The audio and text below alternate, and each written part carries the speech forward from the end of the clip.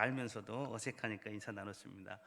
제가 평소에 굉장히 목회 또 롤 모델로 또 여기고 또 존경하는 목사님 교회 신무하는 교회 와서 이렇게 말씀을 전하게 돼서 하나님 앞에 감사를 드립니다. 제가 이런 글을 읽은 적이 있어요. 제목이 뭐냐면 여자들이 얄미워하는 여자.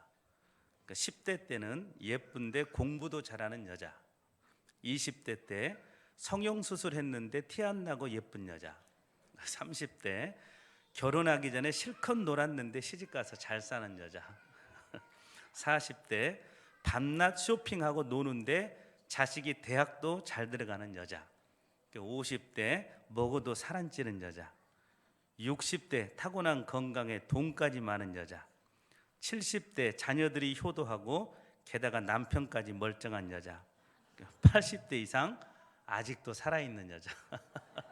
이런 여자는 같은 여자가 봐도 얄밉다고 해요.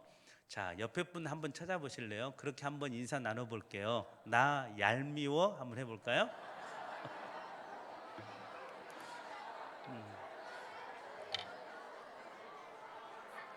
자, 이제 그만 인사하시고요. 자, 어느 경비행기라는 것은 작은 비행기를 말해요. 그 경비행기에 비행기 회사 사장님이 탔고 또 제가 탔고 우리 이용효 목사님께서 탔고 또 우리 초등부 학생이 한 명 탔습니다. 자, 그러면 몇 명 탔어요? 네 명이 탔죠? 네 명이. 제가 이 셈이 안 되네. 목사님하고 저하고 초등학교 학생 사장님하고 네 명이 탔네요. 근데 비행기를 모는 기장까지 하면 5명이라고 생각을 해봐요.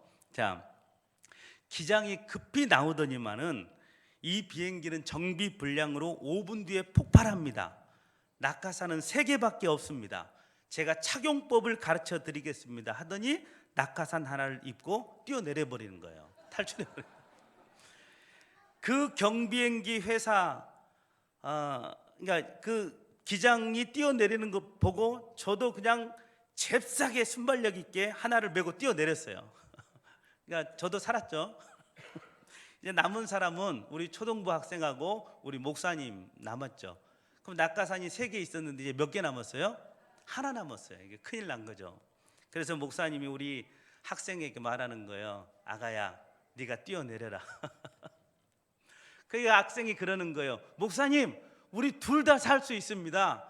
아까 김병호 목사님이 얼마나 급하셨던지 제 거 보이스카우트 배낭을 메고 뛰어내렸습니다. 그러니까 저는 뛰어내려서 죽은 거잖아요. 이 낙하산이 아니라 보이스카우트 배낭을 메고 뛰어내렸으니까.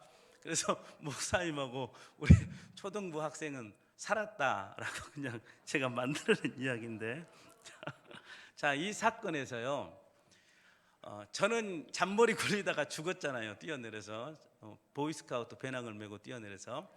그런데 진짜 비행기 기장은 살았잖아요. 착용법을 가르쳐 드리겠습니다 하고 뛰어내렸지만, 자, 그런데 이 기장은 살아있지만 죽은 지도자잖아요. 살아있지만 죽은 지도자. 왜냐하면 기장이 기장으로서의 역할을 감당하지 못했기 때문에 그런 겁니다. 자, 오늘 우리들의 모습이 아닌가 그런 생각을 해봐요. 삶의 현장 가운데서 내가 그렇게 살고 있지는 않은지, 또 직분자로서 혹은 부모로서 혹은 학생으로서 자녀로서 내가 지금 제 역할 잘 감당하면서 살고 있는가, 이런 생각을 해보게 만드는 이야기입니다. 제가 제 개인적으로 사명선언문을 하나 만들었어요. 그게 뭐냐면 중간에 망치지 말자 이거예요. 중간에 망치지 말자. 이것을 조금 거룩한 용어로 표현을 했어요. 삶의 마지막까지 쓰임받는 하나님의 사람이 되자. 이것을 그냥 중간에 망치지 말자, 이렇게 늘 제 마음 가운데 이걸 그냥 늘 되풀이하면서 살아가고 있습니다. 목사로서 중간에 망치지 말자, 그리고 아빠로서도 중간에 망치지 말자, 남편으로서도 중간에 망치지 말자, 이런 생각들을 늘 하고 살아가고 있습니다. 오늘 저와 여러분들의 삶 가운데 이런 생각들이 가득해서 정말 여러분들 믿음 생활하는 것도 중간에 포기하지 말고 여러분들이 교회에서 맡겨진 직분도 중간에 망치는 그런 일들이 없기를 주님의 이름으로 부탁합니다. 자, 그래서 오늘은요, 그런 역할의 기본이 되고 관계의 기본이 되는 말에 대해서 함께 이야기를 나눠보고자 해요. 자, 여러분, 어떻게 하면 복을 창조하며 살 수 있을까? 성경은 말에 있다 이렇게 말을 해요. 우리가 아는 것처럼 말이라는 것은 사람을 살리기도 하고 죽이기도 하죠. 말 때문에 흥하기도 하고 말 때문에 망하기도 합니다. 그러니까 우리 크리스천들의 언어 생활은요, 사실 살아가는 데 있어서 정말 중요합니다. 여러분들이 치료받기를 원하고, 여러분들이 살기를 원하고, 여러분들이 성공하기를 원하고, 여러분들이 행복하기를 원한다면 말부터 성공해야 된다라는 교훈이에요. 자, 중요한 것은요, 말이라는 것은요, 단순히 듣는 사람을 불편하게 하는 것으로 끝나는 것이 아니라 말하는 자신에게도 치명적인 영향을 준다라는 거예요. 그래서 베드로전서에 보면 이런 말이 나오죠. 3장 10절에 보니까 그러므로 생명을 사랑하고 좋은 날 보기를 원하는 자는 혀를 금하여 악한 말을 그치며, 이렇게 말을 하고 있어요. 자, 저는 이 말씀을 보면서요, 성경에 이런 말씀이 있었구나라는 것을 예전에는 그냥 흘러 지나갔는데 요즘 와서 이것을 정말 느껴지는 것 같아요. 그러므로 생명을 사랑하고 좋은 날 보기를 원하는 자는 혀를 금하여 악한 말을 그치며 그 입술로 거짓을 말하지 말고. 제가 말 때문에 목회에 큰 어려움을 겪었어요. 말 때문에. 제가 독서 모임을 한 15년째 인도를 하고 있는데, 이 독서 모임에서 그런 말을 했어요. 목사님들에게. 신천지도 좋으니까 그냥 많이나 들어왔으면 좋겠습니다. 워낙 개척교회가 힘드니까. 제가 이런 말을 했어요. 하나님께서 그 말을 들으시고 저희 교회 신천지 아주 성실한 신천지 교인을 보내가지고 그 당시 한 80명 정도 출석을 했었는데 15명 남고 다 나갔어요. 찬양 전도사님도 아주 사역자, 이름 되면 알만한 찬양 사역자예요. 그 사역자도 청년들 데리고 신천지에서 하는 큐티 모임. 왜 큐티 모임에 갔냐 하니까 예쁜 여자가 많대요. 그래서 남자 청년들 데리고 그곳에 다 빠져서 지금 신천지 교사가 된 청년들도 있고, 교회 안수 집사님도 신천지에 빠져서 그렇게 말씀이 막 달대요, 꿀송이보다. 그렇게 해서 여하튼 교회가 그렇게 어려워져서 한 7년 8년 동안을 정말 버티면서 목회를 하다가 제가 교회 이름을 열매교회로 바꿨어요. 그 전에는 로뎀교회였어요. 로뎀교회에 오다 보니까 성도들이 로뎀 나무 그늘에서 막 쉬다가 힘을 얻으니까요, 다시 다른 곳으로 가버리는 거예요. 그래서 야, 이번에는 열매를 좀 맺어보자 해서 부르면 나가지 않고 열매 맺어서 신앙생활 잘하는 성도들이 되었으면 좋겠다라고 해서 열매교회로 바꾼 지가 올 초에 바꿨습니다. 그러니까 우리 교회에 열매가 가득하기를 여러분들 시간만 나면 늘 기도해 주시기를 바랍니다. 제가 이 글을 보면서요, 베드로전서 3장 10절에 좋은 날 보기를 원한다면 혀를 금하라, 이거예요. 그러니까 이것을 쉽게 말하면 뭐예요? 우리 다 좋은 날 보기를 원하면서 살잖아요. 이게 좋은 날 보기를 원한다면 말 조심하자는 것이죠. 그래서 저는 우리 교우들에게요, 특히 사춘기 아이들을 기르고 있는 교우들에게는 이렇게 늘 말을 해요. 어떤 말을 해줄까 좀 고민하면서 살아보자고. 사춘기 아이, 힘들어하는 내 아이에게 어떤 말을 해줘야 될까 좀 고민하면서 살자고, 이렇게 말을 해요. 저 멀리서 아이가 엄마 하고 달려와요. 그러면 엄마들이 너무 바빠가지고 저리 가, 이 새끼야. 바빠 죽겠는데. 이렇게 하지 말고 그 달려오는 아이를 그냥 가슴에 품고, 엄마하고 달려오는 아이를 가슴에 품어만 줘도요, 그 엄마의 가치잖아요. 엄마의 가치. 그러면서 아이에게 그렇게 말해줄 수 있잖아요. 내가 태어나서 가장 잘한 거는 너를 내 뱃속으로 낳은 거야. 이렇게 말해줄 수 있잖아요. 이게 엄마의 가치예요. 여러분들이 살아가면서 힘겹게 살아요. 한 주간 살면서 정말 힘겹게 살아요. 월요일부터 또 여러분들이 직장 사회 나가서 힘겹게 살아야 될 것이고, 힘들어하는 내 남편, 힘들어하는 내 아내, 힘들어하는 우리 부모님, 또 공부한다고 힘들어하는 우리 자녀들을 위해서 내가 어떤 말을 해줄까 고민 좀 하자라는 것이죠. 고민. 학교 가는 자녀에게, 출근하는 남편이나 아내에게 당신 반드시 됩니다. 제가 오늘부터 당신을 위해서 기도하기로 했습니다. 당신 됩니다. 힘내십시오. 이렇게 말해줄 수도 있을 것이고요. 그러니까 내가 힘들어하는 사람들에게 어떤 말을 해줄 수 있을까, 이걸 한번 고민하면서 살자라는 것이죠. 우리가 살아가면서 힘들어하는 사람들에게 하는 말이 뭐예요? 힘내, 이거잖아요.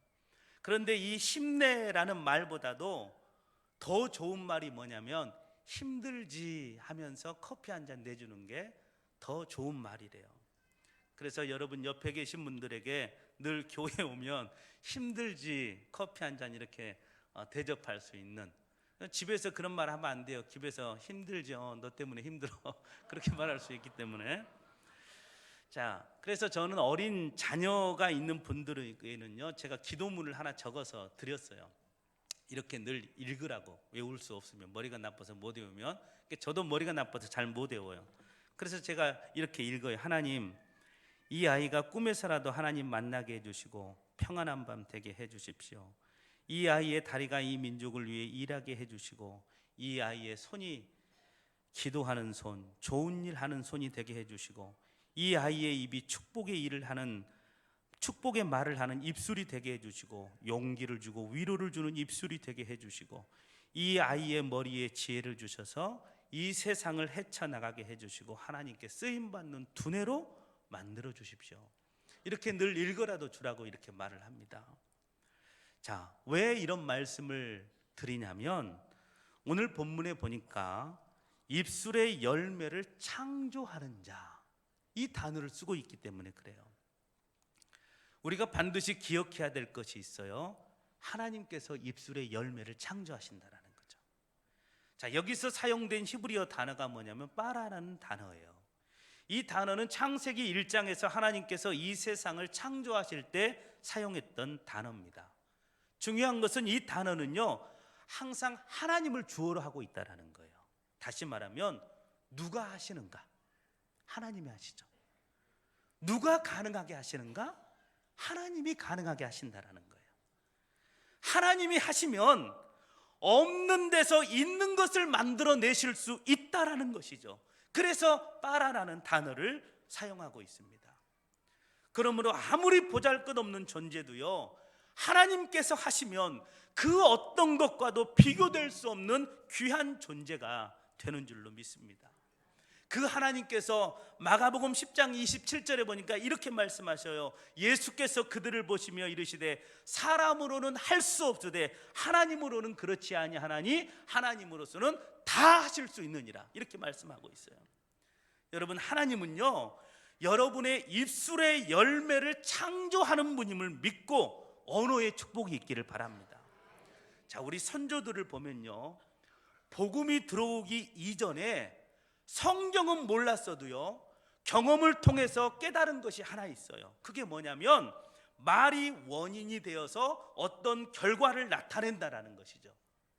어떻게 표현합니까? 말이 씨가 된다. 여러분, 분명은 말이 씨예요. 그리고 그 열매가 바로 우리의 삶이 될 수도 있다라는 것이죠. 특히 젊을수록 이것을 기억해야 돼요. 우리 초등부 학생들도요, 이걸 기억해야 돼요. 왜냐하면 현재의 내가 사용하고 있는 이 언어 생활이 미래의 내 모습을 보여줄 수도 있기 때문에 그런 거예요. 사실 우리는요, 밭을 하나씩 다 가지고 있어요. 밭.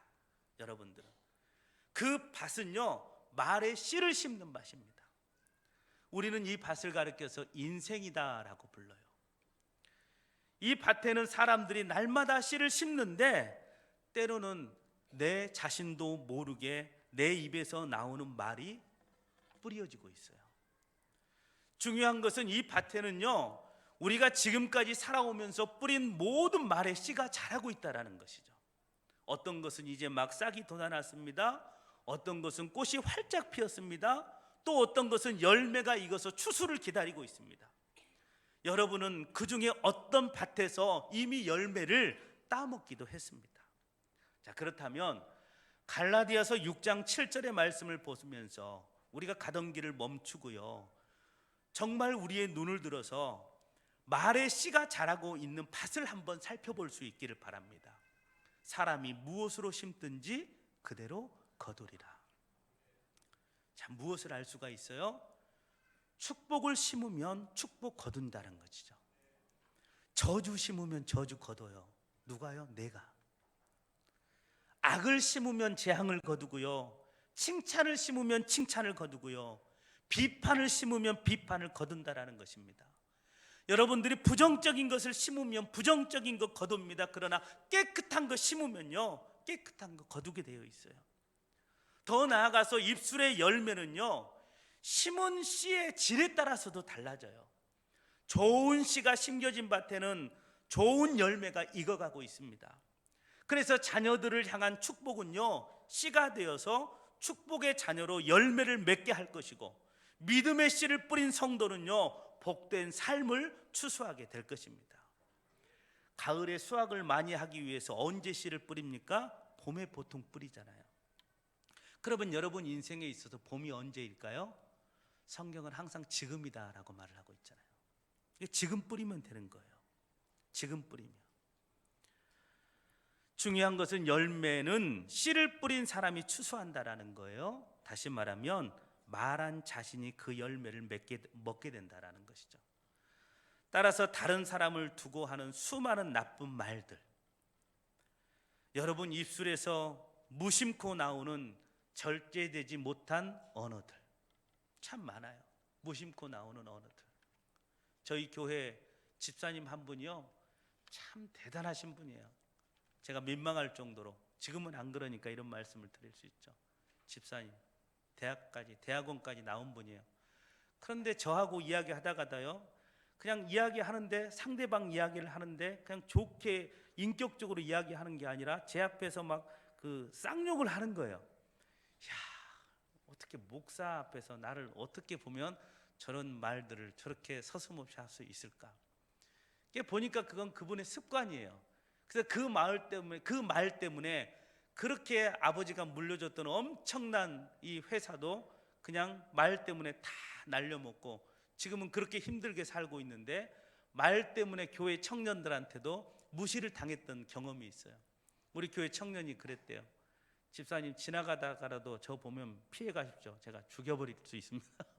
얼마나 말을 함부로 했으면 그런 말까지 들으면서도 꿋꿋이 다른 사람은 다 나갔는데, 신천지 때도 다 나갔는데 그분은 안 나가고 버티고 있는 거야. 그분이 나갔으면 좋겠는데, 그 나간 사람이 교회를 다시 오려고 했는데, 아유 그 집사님 지금도 계신다며요. 아유 그럼 저 안 갈래요. 이 정도였는데. 그래서 제가 했던 게 뭐냐면, 크리스천의 언어 훈련 학교, 그냥 제가 만들어서 언어 훈련 학교를 계속해서 강조를 했어요. 그랬더니만은 조금씩 변해서요, 지금은 만나기만 하면 축복의 말을 해요. 저희 교회에 축복의 매뉴얼이 있어요. 12가지 꼭 사용해야 되는 단어. 이 단어 외에는 절대로 교회에서 사용하면 안 됩니다. 만약에 이 단어 외에 교회에서 사용하면 즉각 그걸 멈추게 하십시오. 그래서 그 언어만 사용하게 만들어요. 그러다 보니까 지금은요, 재밌나 봐요. 남을 막 칭찬하니까, 자기를 좋아하니까. 예전에는 이야기만 하면 자기를 설설 피했는데, 지금은 축복해 주니까 자기를 좋아하는 거예요. 그러니까 그게 재밌나 봐요. 그래서 지금은 그 언어 생활을 통해서 다시 또 삶도 또 가정도 회복해가는 그런 모습을 보면서 참 기쁘다라는 생각을 해보게 돼요. 자, 우리가요 살아가면서 내 입술에서 무심코 나오는 절제되지 못한 언어들이 있어요. 그 언어들이 결국에 열매를 누가 먹는가? 내가 먹는다라는 것이죠. 그래서 남태평양의 원주민들은요, 거목을 쓰러뜨릴 때 특이한 방법을 사용한다고 해요. 제가 진짜인지 아닌지는 모르겠어요. 그냥 읽었던 내용이기 때문에 제가 확인을 안 해. 남태평양의 원주민으로 살아본 적이 없어서. 자, 그들이 나무를 쓰러뜨릴 때요, 그 나무를 둘러싸고 계속 돌면서 저주를 퍼붓는다고 해요. 야 죽어라 죽어, 야 죽어라 죽어. 그러면 진짜 죽는데요. 그러니까 거목도 저주의 말을 듣고 쓰러진다고 그래요. 우리가 이거는 현실적으로 우리가 다 아는 이야기예요. 우리 방송에서도 물의 결정체 또 밥에 대해서 아나운서들이 실험을 했던 내용들이잖아요. 여러분들 한번 옆에 분들 보면서 한번 해보십시오. 야 죽어라 죽어, 야 죽어라. 그거 진짜 죽어요. 맞아 죽어요. 자, 누가복음. 자, 우리 학생들, 그건 나쁜 말이에요.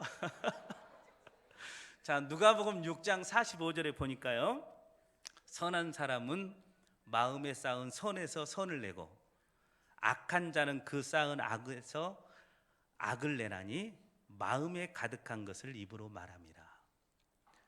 마음에 가득한 것을 입으로 말합니다. 제가 예전에는 이 말씀도 그냥 지나가는 말씀으로 이렇게 다가왔는데, 제가 말로 인해서 그런 어려움들을 겪고 나서는 이 말씀이 살아있는 제 말씀으로, 저에게 주는 말씀으로 드리는 거예요. 마음에 가득한 것을 입으로 말합니다. 마음에 가득한 것이 나온대요. 여러분, 말이 어디에서 만들어집니까? 입에서 만들어지는 게 아니잖아요. 마음에 있는 생각이 말이 되어서 입으로 나오는 것이잖아요. 그리고 그 나온 말은요, 곧 행동으로 나타나게 돼요. 중요한 것은 그 행동들이 모여서 습관을 이루고, 그 습관들이 모여서 인격을 형성하게 되고, 사람들은 이것을 인생이다 이렇게 부르는 거예요. 이게 보십시오. 마음에 있는 생각들이 늘 입으로 말을 해요. 그러면 말한 대로 사람이 행동을 하게 되는 것이에요. 이것이 계속 반복돼 보십시오. 그러면 그게 그 사람의 인격이 돼 버리는 거예요. 말을 함부로 하는 사람들 보십시오. 말을 막 거칠게 하면 옆에서 뭐 그냥 놔둬. 왜? 그게 저 사람의 인격이야. 이렇게 말하잖아요. 그게 그 사람의 인생이 되어버린다라는 거예요. 그래서 내가 내 마음 가운데 어떤 생각을 하고 살아가느냐가 그만큼 중요합니다. 생각, 말, 행동, 인격, 인생. 자, 인생의 가장 안쪽에 있는 것이 생각이에요. 그래서 하나님은 늘 그 사람의 마음 속에 있는 생각에 주목하는 거예요. 마음에 주목하시는 거예요. 왜냐하면 생각에서 실패하면요, 말에서도 실패하게 되고 결국에 인생이 실패하게 되기 때문에 그렇습니다. 여러분, 사단이 교회와 사람을 무너뜨릴 때도 사용하는 게 뭡니까? 생각이에요. 그래서 가룟 유다의 마음속에 예수를 팔려는 생각을 넣었더라 이거잖아요. 가룟 유다의 마음속에 예수를 팔려는 생각을 넣어버린 거예요. 그러니까 여러분 살면서 나쁜 생각들이 찾아오잖아요. 그거 그 자리에서 차단하지 않으면 안 되는 거예요. 반드시 차단해야 되는 겁니다. 오늘 말씀의 결론을 맺겠습니다. 민수기서 14장 28절에 보니까 이렇게 말씀하고 있어요. 그들에게 이르기를 여호와의 말씀에 내 삶을 들고 맹세하노라. 너희 말이 내 귀에 들린 대로 내가 너희에게 행하리니. 이렇게 말해요. 너희 말이 내 귀에 들린 대로 내가 너희에게 행하시는 하나님을 믿는다면, 오늘 본문처럼 입술의 열매를 창조하시는 하나님을 믿는다면, 여러분들이 이제 어떤 언어를 해야 될 것인가? 믿음의 언어 생활을 해야 되는 것이죠. 축복의 언어 생활을 해야 돼요. 여러분, 믿음이 뭔 줄 압니까? 다 아는 내용이에요. 바라는 것들의 실상이잖아요. 보지 못하는 것들의 증거잖아요. 히브리서 말씀에 의하면. 보십시오. 사람들은요, 보통 보이는 것을 말해요. 보이는 것, 즉 실상을 말해요. 좀 더 쉽게 말하면요, 자녀가 있어요. 자, 부모된 우리가 자녀를 바라보면 그 자녀의 실상이 있을 거예요. 그런데 그런 자녀일지라도 부모는 그 자녀에게 바라는 것들도 있어요. 예를 들어서 그 아이의 싹이 노래요. 싹 수 없는 놈, 이렇게 말을 하잖아요. 싹이 노래요. 그래서 소망이 없어 보여요. 커서 뭐가 될지 걱정이 돼요. 이것이 그 아이의 실상이에요. 실상, 현재 그 모습이에요. 그런데 비록 자녀의 실상이 이렇다 할지라도요, 그 자녀를 향해서 부모된 우리가 바라는 것들의 실상이 또 있잖아요. 바라는 것들. 싹이 노란 것이 부모가 바라는 실상이 아니죠. 부모는 그런 상황에서도 그 자녀가 훌륭하게 되기를 바랍니다. 그 자녀가 믿음의 위인이 되기를 바랍니다. 바로 이것이 부모가 바라는 것들의 실상이에요. 마찬가지입니다. 믿음으로 말한다라는 것은요, 바로 이런 상황에서도 자녀들의 실상을 말하지 않고 부모가 바라는 것들의 실상을 말하는 거예요. 이런 바라는 것들의 증거들이 좋은 열매들로 여러분의 자녀와 부모님 그리고 남편과 아내 위에 나타날 수 있기를 바랍니다. 바라는 것들을 늘 이야기하십시오. 제가 방금도 이렇게 예배 전에 목사님 광고하는 거 이렇게 들었는데, 교회에서 주차장 얼마나 힘들어요. 주차 문제. 교회에서 주차 문제 때문에 시험 들어가지고 제가 다시는 그 교회 나가는 마라, 이런, 오랜만에 교회 나왔는데 그런 사람도 있을 수 있잖아요. 그 주차 문제 현실적으로는 불가능해 보일지라도 하나님이 하시면 되잖아요. 그것을 위해서 여러분들이 바라는 것들을 이야기하고, 자녀들을 위해서도 늘 바라는 것들을 이야기하고, 내 남편을 위해서도 늘 바라는 것들을 이야기해주고, 내가 태어나서 당신 만난 게 철천지변수, 이거 환이다, 이런 말들이 아니라 내가 태어나서 진짜 잘한 건 당신과 결혼한 거야. 마음은 그게 아닐지라도. 그래서 늘 그렇게 위로해주고 늘 격려해주고, 당신 오늘 또 힘내, 내가 오늘부터 당신을 위해서 기도하기로 했거든, 당신 잘 될 거야, 기도하는 내가 있잖아, 얼마나 감사해, 당신 나한테 잘해야 돼, 오늘부터 내가 당신 위해서 기도한다니까. 그러면서 남편이 집에 갔다 왔는데 또 막 회사 갔다 왔는데 막 퍼붓으면 안 되겠죠. 밥이라도 맛있게 해가지고 평소에 안 하던 것들도 이렇게 하고, 특별히 믿지 않는 아내나 믿지 않는 자녀나 믿지 않는 부모나 믿지 않는 남편들이 있다면요, 더 잘해야 되겠죠. 그래서 교회 가니까 그런 것도 가르쳐주대, 그런 교회라면 나도 한번 가고 싶다. 그래서 교회를 가고 싶게 만드는 그런 여러분들 될 수 있기를 바랍니다. 기도드리겠습니다. 하나님 아버지, 감사를 드립니다.